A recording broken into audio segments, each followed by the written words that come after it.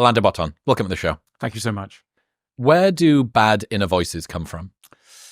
Well, the way I like to think about it is an inner voice is always an outer voice that got internalized. We're very porous people. The way in which we're spoken to becomes the way in which we speak to ourselves. I mean, if that sounds too weird, think of language, right? All of us arrive in the world not speaking any language. And by the age of 3, 4, 5, 6, 7, we'll have learned a lot of words. But the fascinating thing about human beings is we don't know we're learning.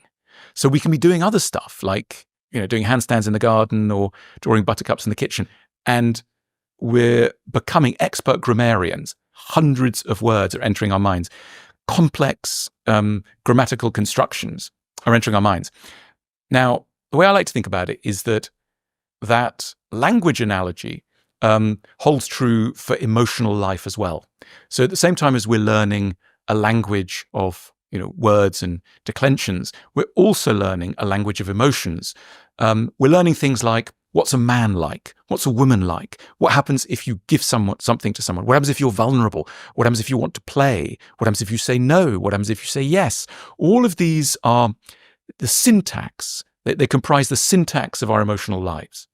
And it's an invisible syntax, just as our grammatical syntax is invisible. But it's there, and it will operate throughout our lives, and it will be immensely hard to change. I mean, you know what it's like if if you grew up speaking English and then you want to learn a foreign language, you suddenly want to learn Italian. Well, good luck to you. You'll be learning a long time. It's not impossible, can be done, but I think it's helpful to think of how hard it is, because sometimes people get very impatient in their attempts to change things about themselves.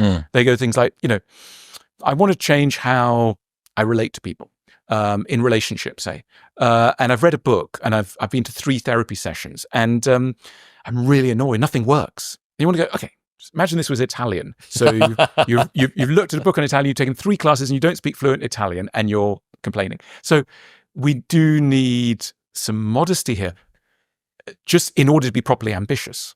I mean, as you know, the root cause of sort of early despair and early retirement from things is a false picture of what success demands in an area.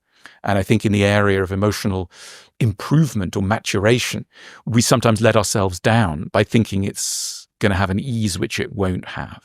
What's your advice for how people can heal a negative inner voice? Where should people begin if they want to have a more friendly inner voice?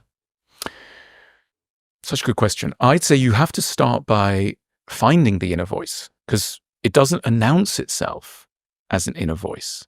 So how are we going to, we're not talking here about literally hearing voices. Some people do, but we're not talking about that here.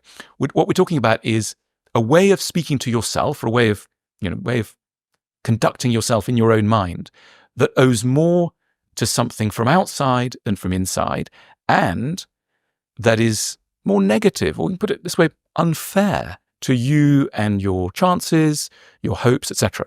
So how do we detect this is even going on? Because I don't think it's necessarily obvious.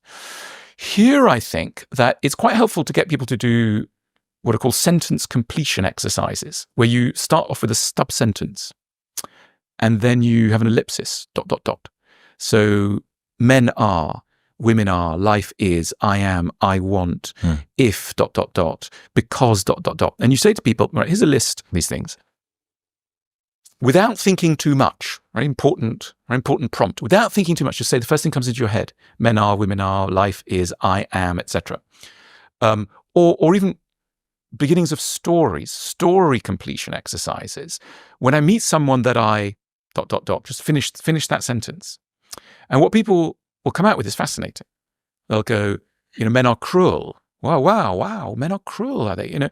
Person might even be surprised that they've said that. Mm-hmm. Then you say, okay, where's that come from? What led you to believe that? And often what you'll find is a story that owes more to something outside than something inside. When I meet someone, what will happen is ... they'll be very friendly to me, then they'll turn against me. Wow. Where did that come from? It's going to be a specific story in the past that, is being carried forward.